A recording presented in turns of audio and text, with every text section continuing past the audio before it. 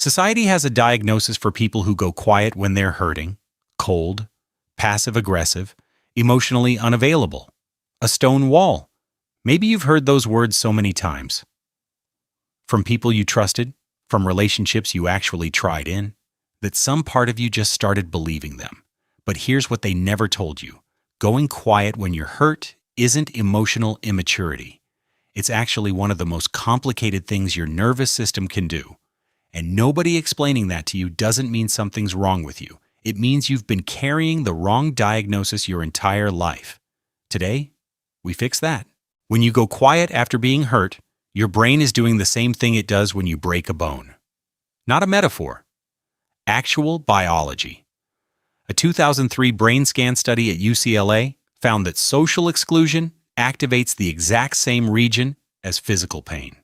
Same region, same intensity. Your brain genuinely cannot tell the difference between a bruised rib and a bruised relationship. And when that signal fires, it doesn't just hurt.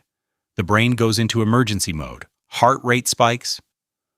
The part of you that could stay calm, find the words, and have the conversation goes offline. Psychologists call it flooding. You're not choosing silence. Your brain is. The person who goes quiet isn't stonewalling. They've stopped caring. They're stonewalling because their nervous system just pulled the emergency brake. And having a rational conversation right now is genuinely not something they can do. So when it happens, when you freeze, disappear, shut everything down, that's not a character flaw. That's just your nervous system doing what it was built to do. The people who called you cold were describing the outside of something they never tried to understand. From the inside, it felt like your chest was being squeezed, like your throat closed, like you were watching yourself from somewhere across the room, not quite in your own body. That's not coldness. That's overload. Here's the thing, though. Your nervous system didn't come up with this on its own. Something taught it. When you were little, you were figuring out one thing, not school stuff, just one thing. Is it safe to feel this? If you grew up somewhere that dismissed you when you were hurting, stop being so sensitive, you're overreacting, your brain learned something quietly. Showing pain doesn't get you comfort. It gets you dismissed. So silence became the safer option. If you had a parent whose moods you couldn't predict, you probably got very good at reading the room, going flat, making yourself small when things get tense. Not because anyone told you to, just because it worked. And a nervous system that learns something young doesn't just forget it. It waits underneath everything you've built since. And when something painful happens years later, in a relationship, a friendship, or at work, it does what it always does. You didn't decide any of it. It just became the thing your system does when things hurt too much. Psychologists call it avoidant attachment. What that actually means? At some point, someone taught your brain that showing pain wasn't safe. So it learned to turn that need off when things got hard. Not because it stopped caring, but because caring and getting nothing was worse than not reaching out at all. And now someone says the wrong thing. And without even meaning to, your nervous system does what it knows, goes quiet, withdraws, disappears. It's not manipulation. It's muscle memory. You're not the only one who does this, not even close.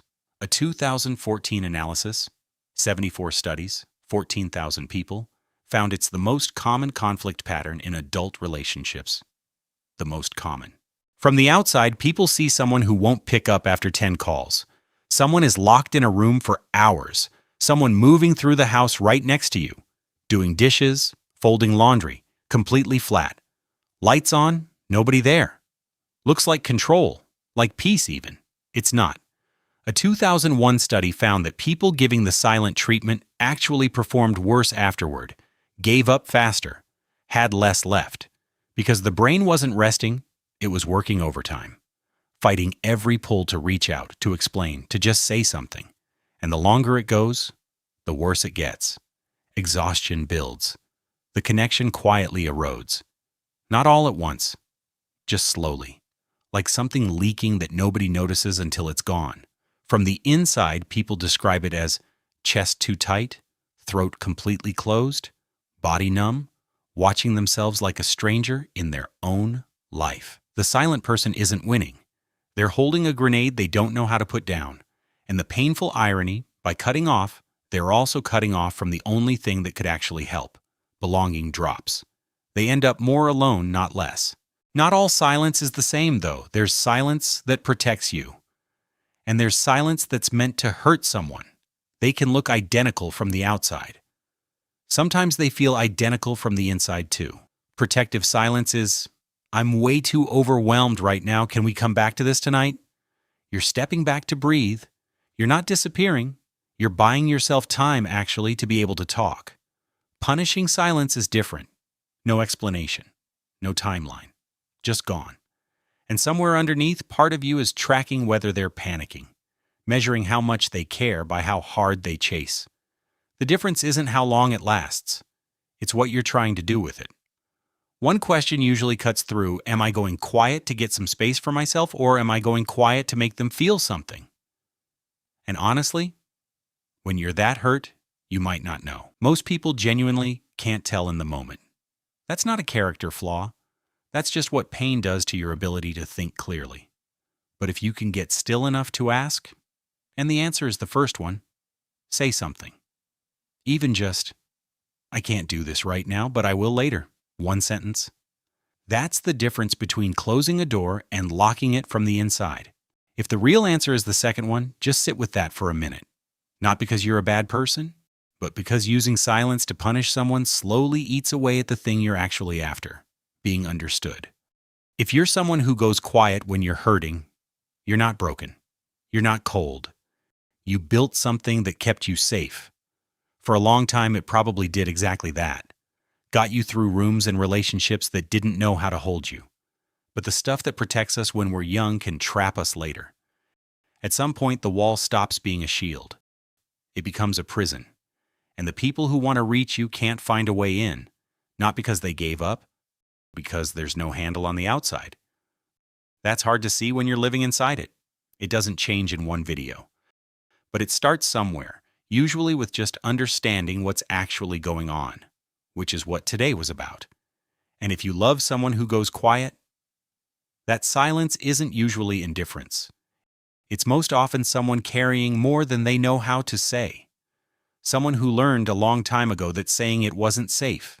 You can't undo that for them. But you can stop reading it as rejection.